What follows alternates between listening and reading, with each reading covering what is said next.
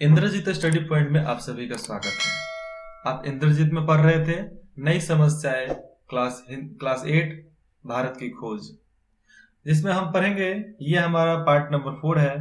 औरंगजेब ने उल्टी गंगा बहाई, हिंदू राष्ट्रवाद का उभार, शिवाजी। ठीक है, अब इसमें बिना समय गवाए हम पढ़ाई को शुरू करते हैं।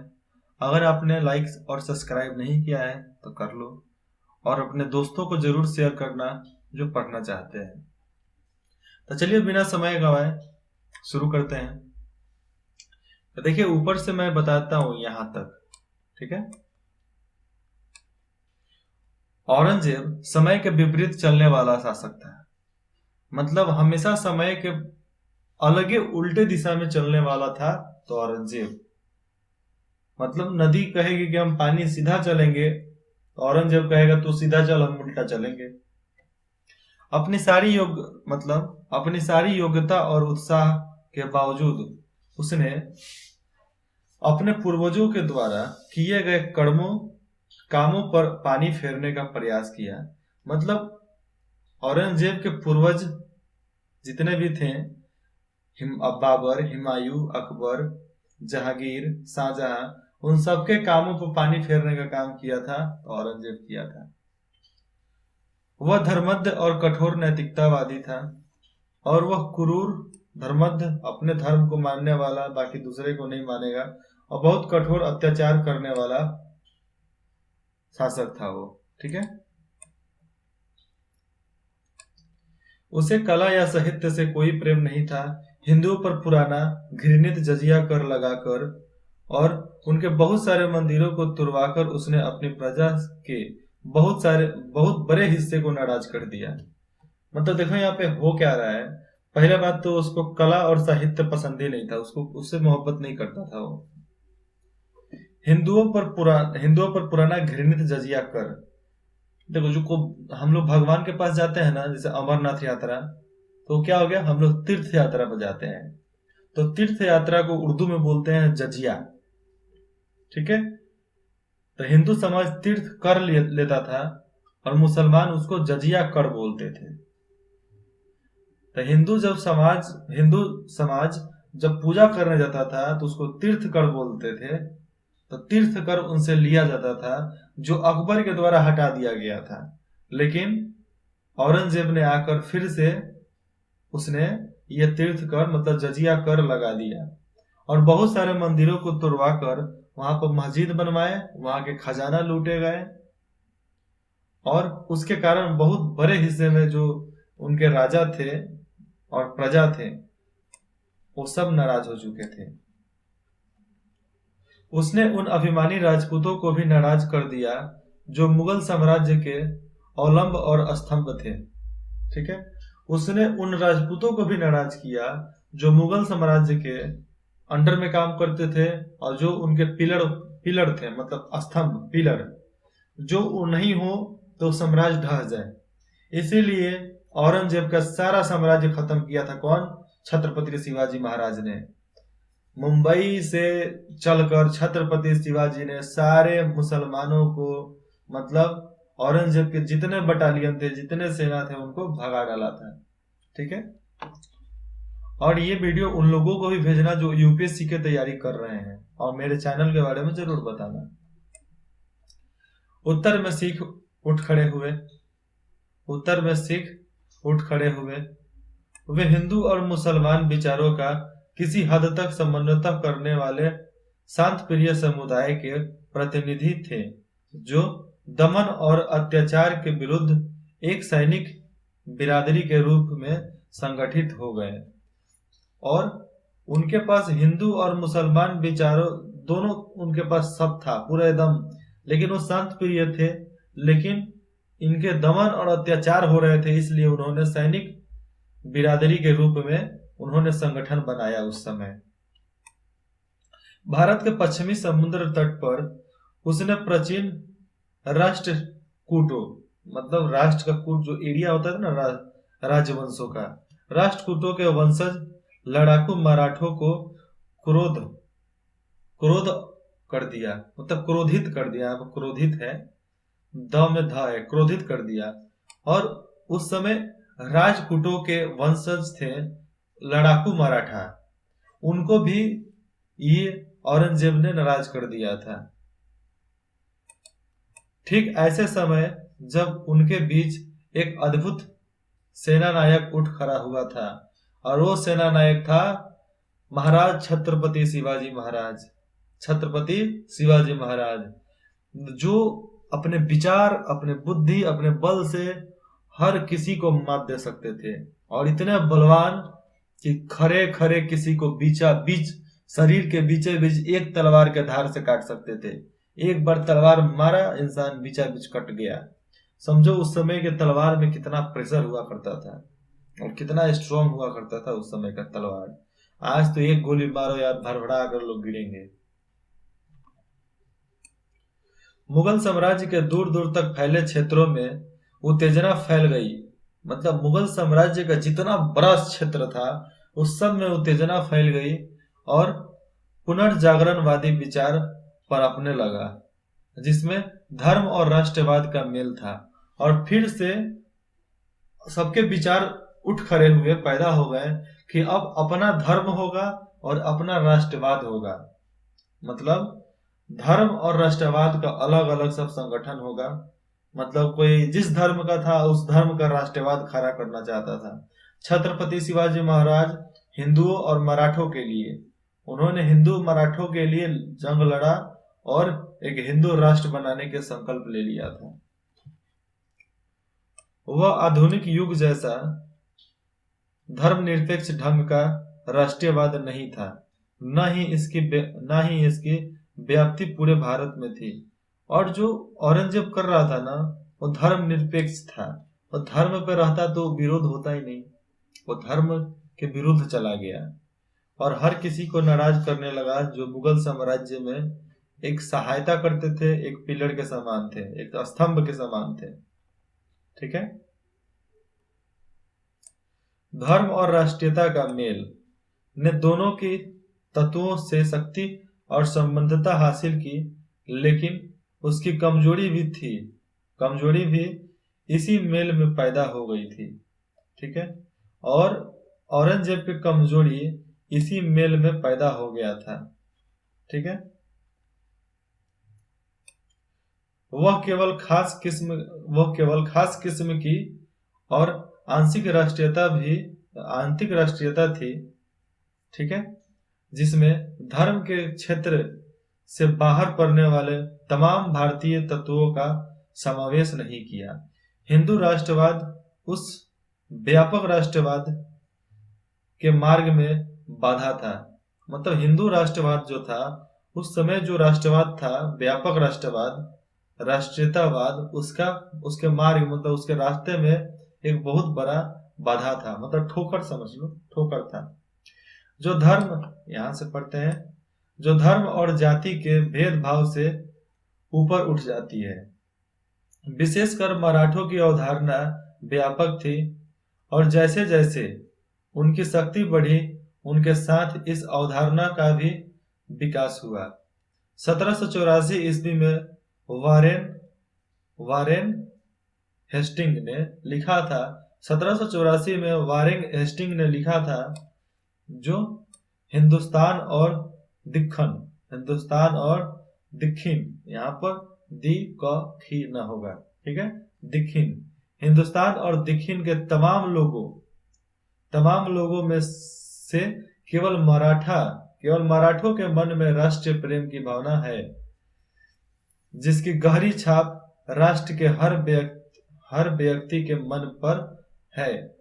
मराठे अपने राजनीतिक और सैनिक व्यवस्था और आदतों में उदार थे, और उनके भीतर लोकतांत्रिक भावना थी, और मराठों के अंदर लोकतांत्रिक भावना बहुत ज्यादा थी। इससे उन्हें शक्ति मिलती थी। छत्रपति शिवाजी औरंगजेब से लड़ा जरूर, पर उसने मुसलमानों को खुलकर नौकरियां दी। अब देखो, मतलब छत्रपति शिवाजी जो थे, उनकी दुश्मनी सिर्फ औरंगजेब से थी, मुसलमानों से नहीं थी। उन्होंने मुसलमानों को बहुत ज्यादा नौकरी दी थी। देखो यहाँ पर लिखा है, मुसलमानों को खुलकर नौकरियां दी। क्योंकि मुसलमान भी प्रेरित थे किससे? औरंगजेब से, क्योंकि औरंगजेब उस समय का एक ही राजा था जिसके आगे कोई नहीं था, जिसके पीछे कोई नहीं था, जिसके भाई नहीं थे, जिसके पटीदार नहीं थे। वो इकलौता था और पूरे पर राज करना चाहता था, और एकदम उसका कोई लिमिट ही नहीं था। ना ही हम कानून से चलेंगे, ना ही उस कानून का पालन करेंगे। दूसरे के लिए कानून पर मेरे के लिए कानून नहीं। तो वैसे साम्राज्य ज्यादा दिन नहीं टिकते हैं। उसके बाद है मुगल साम्राज्य। मुगल साम्राज्य के खंडित होने का महत्वपूर्ण कारण आर्थिक ढांचे का चरमराना था। किसान बार बार विद्रोह करते थे। उनमें से कुछ आंदोलन बड़े पैमाने पर हुए थे। 1669 1669 ईसा के बाद जाट पंजाबी जाट किसान जो राजधानी से बहुत दूर नहीं थे, बार बार दिल्ली सरकार के खिलाफ खड़े होते रहे। गरीब लोगों का एक अन्य विद्रोह, जो गरीब लोग थे उनका तो एक अलग से विद्रोह चलता था। ठीक है, उनका विद्रोह एक अलग ही था, जिसमें लास्ट में लिखते हैं गरीब लोगों का एक अन्य विद्रोह सतानिया का था। देखो, सतानमिया का था। सतानमिया का मतलब मैं बता दूं? जरूर बताऊंगा। इसका अर्थ होता है, वो लोग विद्रोह इसलिए करते थे कि उन लोगों पर अत्याचार होते थे, उन लोगों को खाने के लिए नहीं दिया जाता था, उन लोगों की नौकरी नहीं होती थी, भर्ती कहीं नहीं होती थी, ना ही सेना में, न ही किसी भी पोस्ट पर। इसलिए उन लोगों का अलग ही विद्रोह था।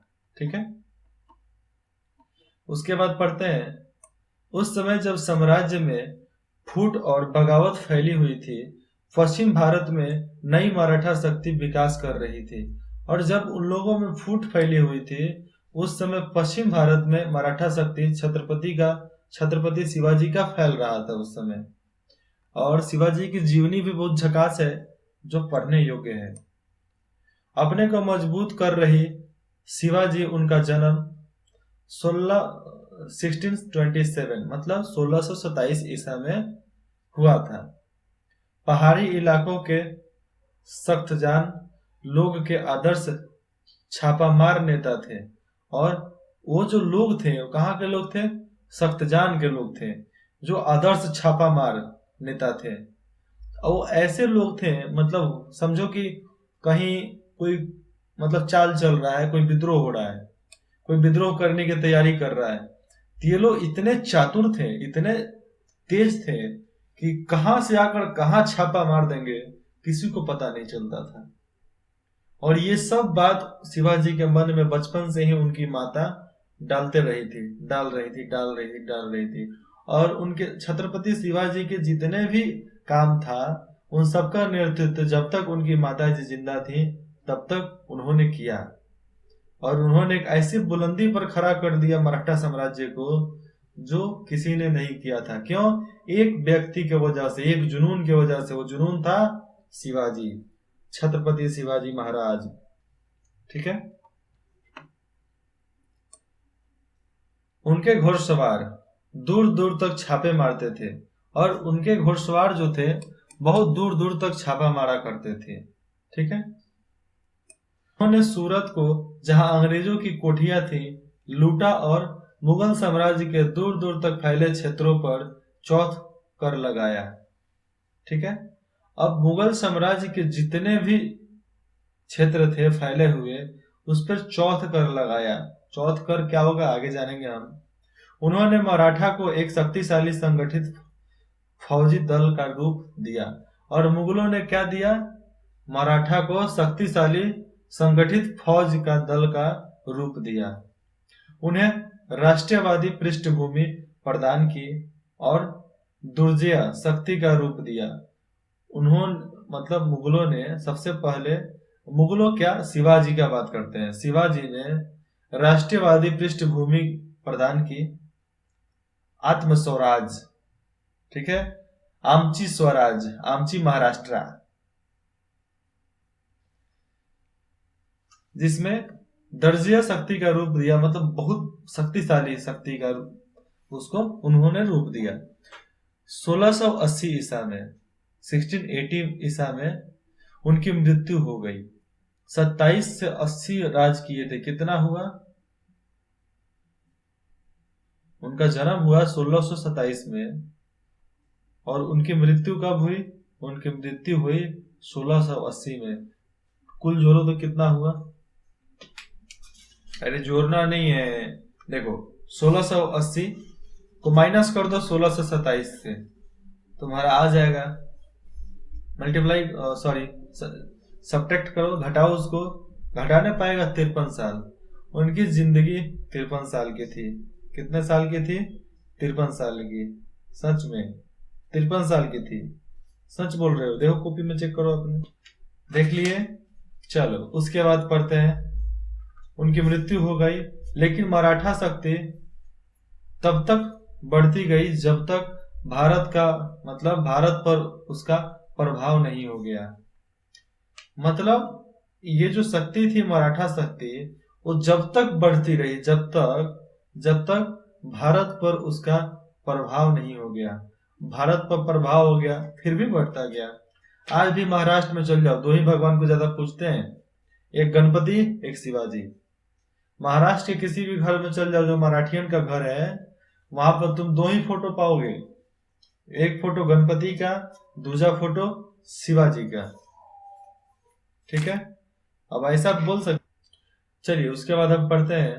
प्रभुत्व के लिए मतलब अपने स्वराज्य के लिए मराठों और अंग्रेजों के बीच संघर्ष, अंग्रेजों की विजय। अब देखो, अब प्रभुत्व के लिए अपने स्वराज्य के लिए मराठों और अंग्रेजों के बीच संघर्ष हुआ, लड़ाई हुआ, कत्लेआम हुआ, लेकिन अंग्रेजों की विजय। अंग्रेज किस तरह जीते? ठीक है, अंग्रेजों के पास उस समय तोप था, गोला था, बारूद था, और उनके पास हाईटेक टेक्नोलॉजी थी ब्रिटिश गवर्नमेंट की। सन 1707 में औरंगजेब की मृत्यु के बाद 100 वर्ष तक भारत पर अधिकार करने के लिए विविध रूप में संघर्ष चलता रहा। अब देखो, जब तक औरंगजेब जिंदा था, बाहर के शक्तियों को हिम्मत नहीं था कि हिंदुस्तान में आकर कब्जा कर ले, लेकिन उसके मरने के बाद 100 साल 1707 से लेके 1807 तक खूब जंग चला हिंदुस्तान के धरती पर कब्जा करने के लिए। ठीक है, 18 शताब्दी में भारत पर अधिकार के 4 दावेदार थे, और 4 दावेदार थे जो भारत पर अधिकार करने लायक थे। उनमें से भारतीय थे मराठे, और दक्षिण में कौन? हैदर अली और उसका बेटा टीपू सुल्तान। हैदर अली और टीपू सुल्तान। और टीपू सुल्तान के पास तो तुम सोचो ही नहीं यार, इतने बड़े बड़े उसके पास हथियार थे ना, जिसका सामना तो कोई नहीं कर सकता था। ठीक है, टीपू सुल्तान विदेशी थे, फ्रांसी और अंग्रेज दोनों सब थे। विदेशी थे, फ्रांसी और अंग्रेज भी थे। ठीक है, सदी के पूर्वार्ध में यह लगभग निश्चित जान पड़ता था कि मराठे पूरे भारतवर्ष पर अपनी हुकूमत कायम कर लेंगे और मुगल शासन के उत्तराधिकारी होंगे। ठीक है, लेकिन ऐसा तो होना इम्पॉसिबल है ना बाबा, ऐसा होता थोड़ी है। कहीं से आए कहीं से कब्जा कर लेंगे, लेकिन मराठे थे, लड़ने लायक थे। अब देखो, इसमें बताए जा रहे हैं कि जहां उनमें से भारतीय थे, भारत के भी लोग थे, मराठे थे, मुंबई वाले, क्योंकि हर अलग अलग राज्य था ना उस समय। वो राज्य क्या, देश था, एक तरह से समझो तो देश था, जिसका कोई बॉर्डर नहीं, लेकिन अंदर जाने के पास वीजा लगता था। महल में जाओगे तो, इलाके में जाओगे तो। दक्षिण में हैदर अली और उसका बेटा टीपू सुल्तान। अब ये दोनों थे दक्षिण में, पूरे दक्षिण में इन्हीं का राज था उस समय। विदेशी थे, फ्रांसी थे, विदेशी लोग भी थे, फ्रांसी लोग भी थे, और अंग्रेज भी थे। इन सब में हुर लगा रहा कि मैं राज करूंगा तो मैं राज करूंगा, मैं राज करूंगा। मैं एक खुशी की बात बता दूं, पहले खत्म कर देता हूं। सदी के पूर्वार्ध में लगभग निश्चित जान पड़ता था मराठे पूरे भारतवर्ष पर हुकूमत करेंगे, उत्तराधिकारी होंगे, लेकिन कोई शक्ति इतनी मजबूत नहीं, देखो यहां से, कोई शक्ति इतनी मजबूत नहीं रह गई थी कि उनका सामना कर सके। मतलब ऐसी कोई भी शक्ति स्ट्रांग नहीं थी, मजबूत नहीं थी जो अंग्रेजों की सामना कर सके। सब कमजोर हो गए थे, मतलब धीरे धीरे धीरे धीरे सब कमजोर हो गए थे। इसलिए बोल रहा हूं, मैं बात बताता हूं। जब अंग्रेज किसी गांव में आते थे ना लाल टोपी पहन के, तो पूरे गांव में एकदम हल्ला हो जाता था, अंग्रेज आ गए, अंग्रेज आ गए। पूरा गांव चुप। जिस गांव में जाता था अंग्रेज का एक एक सिपाही, एक ही सिपाही, पूरे गांव में शांति फैल जाती थी। क्योंकि तुम एक को मारोगे, उधर से एक बटालियन आएगा, कौन मारा बे, ये मारे, चल तुम जाओ, उसको जेल होगा, नहीं तो वहीं पे गोली मारेगा सब, और उसकी सारी संपत्ति को नीलाम कर देगा। तो ऐसे शासन किए गए थे उस समय अंग्रेजों के द्वारा। ठीक उसी समय 1739 1739 उत्तर पश्चिम में एक नया बाउंडर उठ खड़ा हुआ। अब वो कौन सा बाउंडर था? और ईरान का नादिर शाह दिल्ली पर टूट पड़ा, और ईरानी नादिर शाह जो था वो दिल्ली पर आक्रमण बोल दिया कि दिल्ली हमारा भाई, चलो दे दे तू। ऐसा उसने बड़ी मारकाट और लूटपाट मचाई और अपने साथ बेशुमार दौलत ले गया। और उसने इतना बड़ा मतलब यहाँ पर आक्रमण किया, मारकाट मचाई, लूट मचाई। उसके बाद से बेशुमार दौलत जो हिंदुस्तान का था दिल्ली से उसने लूट कर ले गया। प्रसिद्ध तख्तियाऊ भी था, मतलब उसमें देखो प्रसिद्ध तख्ते ताउस भी था। तख्ते ताउस में शायद उस समय तख्ते ताउस में हीरा आता हो, हीरा भी था जिसको लेकर गया। और तख्त कुछ भी आ सकता है, लेकिन तख्ते ताउस कुछ अजीब है, लेकिन इसका हिंदी मेरे को पता नहीं है। उसको भी ले जाया गया। दिल्ली के शासक दिल्ली के शासक कमजोर और नपुंसक हो चुके थे, और मराठों से नादिर शाह की टकराहट नहीं हुई। देखो नादिर शाह जो था दिल्ली पर तो लूटमाट मचाया और चला गया, मारकाट मचाकर लूटपाट मचाई चले गए, और संपत्ति लूट कर चला गया। तख्ते ताउस को भी लूट गया, ठीक है, लेकिन उसने मराठों से नहीं लड़ा था उस समय, क्योंकि मुंबई कहीं और है, दिल्ली कहीं और है। अब मुंबई लड़ने जाएंगे तो सबसे पहले रजवाड़ा था सब गुजरात का, राजस्थान का, उन सबसे लड़ना भी आम बात नहीं था, वो भी बहुत महान लोग थे, ठीक है। उसके हमले से मराठों का काम आसान हो गया, और नादिर शाह जब हमला किया दिल्ली पर तो मराठों का काम आसान हो गया। वे बाद के वर्षों में पंजाब में भी फैल गए, और मराठे जो थे पंजाब में भी फैल गए, गुजरात, राजस्थान, पंजाब तक फैल गए। एक बार फिर ऐसा लगा कि भारत मराठों के अधीन हो जाएगा, और उसके बाद फिर एक बार लगा कि मराठों के अंदर में भारत की हुकूमत होगी और मराठा ही हर जगह पर होगा। लेकिन क्या हुआ उसके बाद नहीं पता। देखो आगे पढ़ते हैं।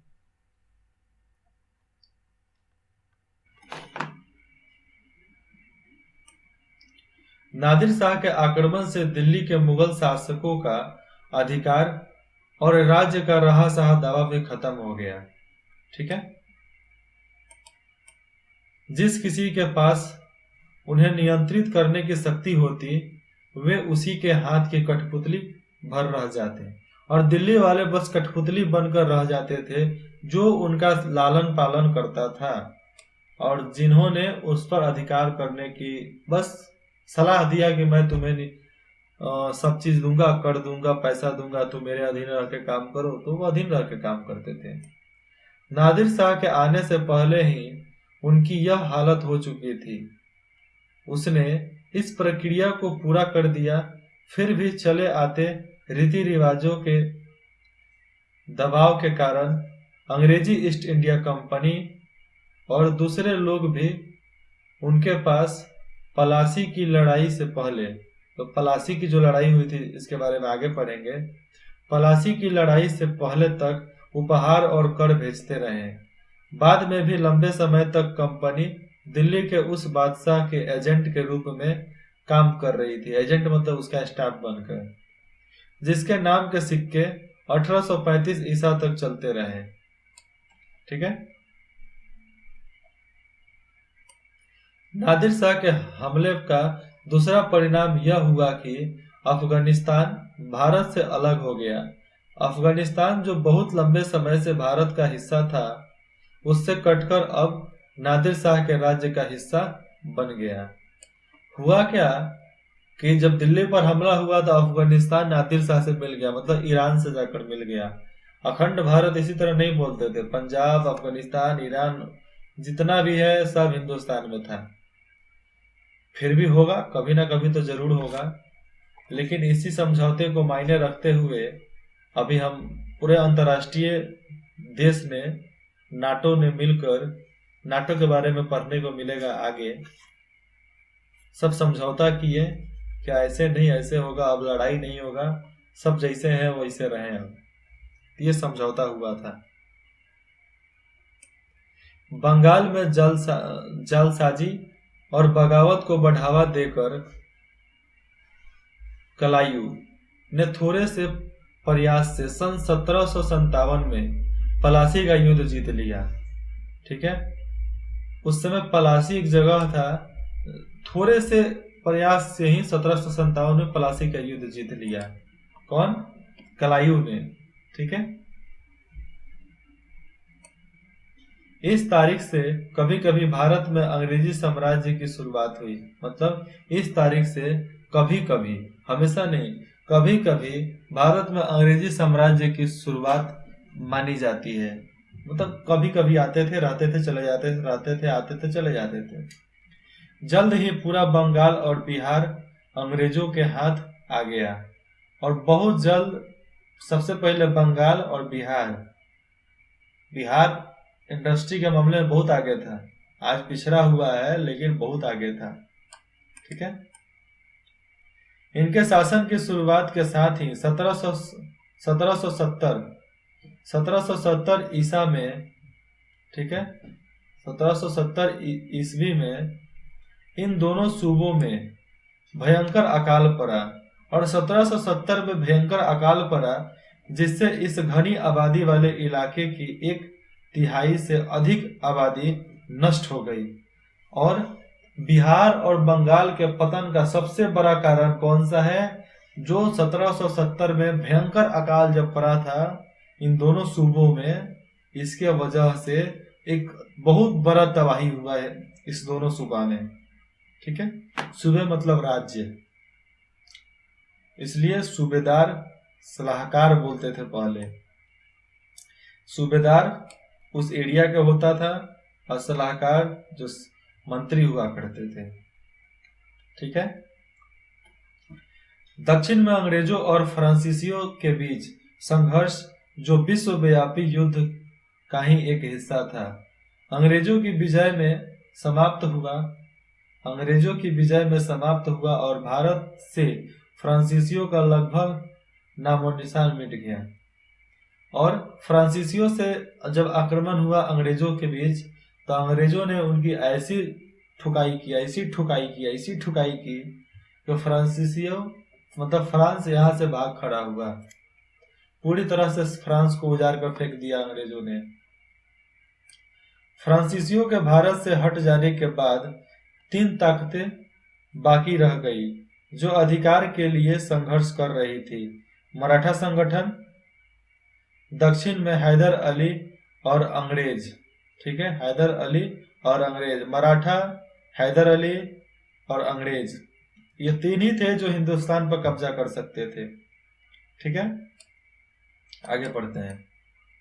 पलासी में उनकी जीत और बंगाल और बिहार में फैलने के बावजूद भारत में ऐसे लोगों की संख्या बहुत कम थी जो अंग्रेजों को ऐसी शक्ति के रूप में देखते हो जिसकी नियति में पूरे भारत पर विजय राज्य करना हो। मतलब फिर से बोलता हूँ, पलासी के युद्ध तो जीत चुके थे, और बंगाल और बिहार में फैलने के बावजूद, बिहार और बंगाल उस समय मिलाकर समझ लो कि आधा हिंदुस्तान था वो। ऐसे लोगों की संख्या बहुत कम थी जो अंग्रेजों को ऐसी शक्ति के रूप में देखते हो जिनकी नियति में भारत का राज्य करना हो। मतलब ये ऐसे लोग थे बंगाल और बिहार के, जो कोई भी गुलामी करके मतलब कोई भी शासन कर ले रहा है, ये लोग मान लेते थे कि भाई चल तुम ही मेरे कर्ता धर्ता हो, तू कर, मैं तुम लोगों की सहायता करूंगा, तुम कर।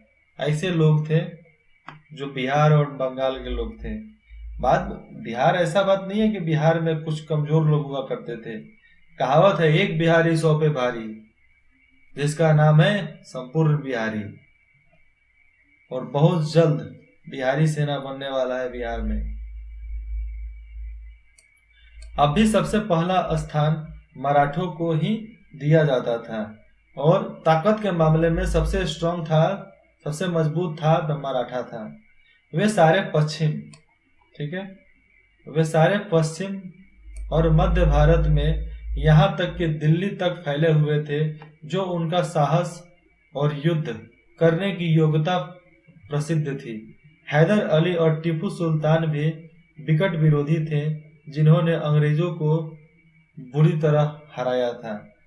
और हैदर अली और उसका बेटा टीपू सुल्तान अंग्रेजों को बहुत बुरी तरह से हराए थे। अंग्रेजों को उन्होंने हराया, मराठों ने हराया, ठीक है। और ईस्ट इंडिया कंपनी की शक्ति को लगभग खत्म कर दिया था, पर वे दक्षिण तक सीमित रहे और पूरे भारत पर उनका कोई प्रत्यक्ष प्रभाव नहीं पड़ा। और हैदर अली और टीपू सुल्तान का कोई प्रत्यक्ष भारत पर नहीं पड़ा था, प्रभाव ही नहीं पड़ा, क्योंकि मराठे लोग कब्जा किए हुए थे, आओ तुमको काटते हैं, ऐसा हाल था। हैदर अली एक अद्भुत व्यक्ति और भारतीय इतिहास का उल्लेखनीय व्यक्तित्व था। और हैदर अली एक अद्भुत व्यक्ति था और भारतीय इतिहास का उल्लेखनीय व्यक्ति था उस समय, आज भी है, शायद उसके बारे में कहीं आगे पढ़ने को मिले। उसका आदर्श किसी हद तक राष्ट्रीय था और उसमें कल्पनाशील नेता के गुण थे, और उसके पास कल्पनाशील सोचने की शक्ति वाले नेता वाले गुण थे उसके पास। मैसूर के टीपू सुल्तान को अंग्रेजों ने अंततः 1799 ईसा में पराजित कर दिया, और इस तरह मराठों और अंग्रेजों की ईस्ट इंडिया कंपनी के बीच आखिरी मुकाबले के लिए मैदान साफ हो गया। मतलब टीपू सुल्तान 1799 में मारा गया अंग्रेजों के हाथ, और टीपू सुल्तान ने ऐसे ऐसे काम करके गया था जिसको स्टडी करने के लिए उस सारे सामान को उठाकर east India company British government को भेज दिया। इसलिए आज ब्रिटिश गवर्नमेंट जो अमेरिका और रसिया है, वो टेक्नोलॉजी के माध्यम से इतने स्ट्रांग इसलिए हैं क्योंकि टीपू सुल्तान का ही देन था। उन लोगों के पास बहुत सारे इंस्ट्रूमेंट, मिसाइल, हथियार उस समय गए थे। अब बूढ़ा हो गया था तो हारना ही है ना, इसलिए हार गया, नहीं तो नहीं हारता है। अब मराठों और अंग्रेजों के बीच में टक्कर होने का, मुकाबला होने का मैदान साफ हो गया था। अब मराठे ही बचे थे, लेकिन मराठा सरदारों के बीच आपसी बैर था और अंग्रेजों ने उनसे अलग अलग युद्ध करके उन्हें पराजित किया। और बोलते नहीं है, भाई भाई में अगर युद्ध हुआ ना तो तीसरा आकर उनको मार भगाएगा, यह 100% है। उन्होंने 1804 ईसा में आगरा के पास अंग्रेजों को बुरी तरह हराया, और मराठों ने अंग्रेजों को बुरी तरह हराया था आगरा के पास, ठीक है। लेकिन 1818 ईसा तक आते आते मराठा शक्ति अंतिम रूप से कुचल दी गई। मतलब जब 1818 आया तो उससे मराठा कमजोर हो गए और अंतिम रूप से अंग्रेजों के हाथे कुचले गए, मतलब हार गए, मारे गए। और उन बड़े सरदारों ने जो मध्य भारत में उनका प्रतिनिधित्व कर रहे थे ईस्ट इंडिया कंपनी के अधीन अधीनता स्वीकार कर ली और जितने भी छोटे मोटे सरदार थे, छोटे मोटे राजा थे, उन्होंने ईस्ट इंडिया कंपनी का अधीनता मतलब उसका अंडर में काम करने के लिए हामी भर दी, मतलब स्वीकार कर लिया कि हाँ भाई तुम्हारे अंदर काम हम करेंगे अब। ठीक है। अंग्रेज इसके बाद भारत के अधिकांश भाग के शासक हो गए और वे देश पर सीधे या फिर अपने अधीनस्थ राजाओं के माध्यम से शासन करने लगे। और हुआ क्या, अंग्रेज जो थे उनके अधीन में जो भी राजा था, राज था, उनके माध्यम से शासन करना चालू कर दिया। ये तो हर जगह होता है ना। और वो राजा लोगों की बात हरगिज नहीं माना करते थे, जो उनके मन में आता था वही मनमानी करते थे हमेशा। बार बार याद दिलाया जाता है कि अंग्रेजों ने भारत को अव्यवस्था और अराजकता से बचाया। मतलब अंग्रेज सरकार जो थी, ईस्ट इंडिया कंपनी, वो अव्यवस्था, हम लोग की व्यवस्था उस समय अलग अलग थी। तुम भाई अलग, मैं अलग, मेरा राज अलग, तुम्हारा राज अलग। लेकिन ईस्ट इंडिया कंपनी आई तो सबको एक व्यवस्था में डाल दिया, अराजकता हट गया। मतलब कोई आपस में राजा रजवाड़ा मरेगा नहीं, कटेगा नहीं, लड़ेगा नहीं, सब मेरे अधीन रहो, काम करो। अकबर भी यही करता था। ठीक है। यह बात इस हद तक सही है कि उन्होंने इस युग के बाद, जिसे मराठों ने आतंक का युग कहा है, और इस युग के बाद मराठों ने आतंक का युग कह दिया अंग्रेजों के आने के बाद। ठीक है। और अंग्रेजों ने सुव्यवस्था शासन कायम किया, मतलब एक अच्छे व्यवस्थापक के तौर पे शासन को कायम किया। लेकिन यह अव्यवस्था और अराजकता कुछ दूर तक ईस्ट इंडिया कंपनी और भारत में उनके प्रतिनिधित्व की नीति के कारण ही फैली थी। और ईस्ट इंडिया कंपनी का जो नीति था, अराजकता और व्यवस्था, हम अव्यवस्था को हटाकर व्यवस्थित किया, अराजकता को हटाकर राजकता किया। इसलिए इस नीति के कारण ही ईस्ट इंडिया कंपनी फली फूली हिंदुस्तान में और बहुत दूर तक फैली। ठीक है। क्योंकि तुम भी काम करो, उस काम का थोड़ा सा फल मुझे भी दो, कि हम भी, मेरा भी काम चलते रहे। यही अंग्रेजों की नियम थी, इसे कहते हैं व्यापार। यह कल्पना भी की जा सकती है कि अंग्रेजों की सहायता के बिना भी संघर्ष की समाप्ति के बाद शांति और व्यवस्था शासन की स्थापना हो ही सकती थी। मतलब ये कल्पना भी की जा सकती थी कि अंग्रेज अगर नहीं भी होते ना, तो शांति और व्यवस्थित शासन का स्थापना हम लोग कर लेते। ये पक्का था कि हम लोग अपना व्यवस्था कर लेते। लेकिन करते करते क्या 500 वर्ष दे दूं तुमको करने के लिए? अगर अंग्रेज नहीं आते ना, तो भारत 1000 टुकड़ों में बंटकर रह जाता है। आज उनके कारण ही एक टुकड़ा में है। ठीक है। और आज भी रजवाड़े होते, लोकतंत्र नहीं होता हिंदुस्तान में। और लोकतंत्र आया, बहुत बड़ा काम करके गया, क्योंकि उन्होंने ही इलेक्शन चालू करवा कर गए थे। और जिन्ना जो पाकिस्तान के हमारे गांधी जी राष्ट्रपिता है ना, तो जिन्ना वहां के राष्ट्रपिता है पाकिस्तान के। और वैसे आदमी जो जात के नाम पे एक अलग देश बनवा दिया, ऐसे ऐसे आदमी पाकिस्तान में थे, जिन्ना, जिनकी वजह से पाकिस्तान बन गया, नहीं तो नहीं बनता। और उनको भी भड़काने वाले अंग्रेज ही थे, नहीं तो पाकिस्तान आज हिंदुस्तान में ही रहता। तो चलिए आज का टॉपिक यहीं पर खत्म करते हैं। रंजीत सिंह और जय सिंह के बारे में हम अगले पार्ट में पढ़ते हैं, पार्ट नंबर 5 में। मिलते हैं अगले पार्ट में, तब तक अपना ख्याल रखना और अगले पार्ट में जरूर आना।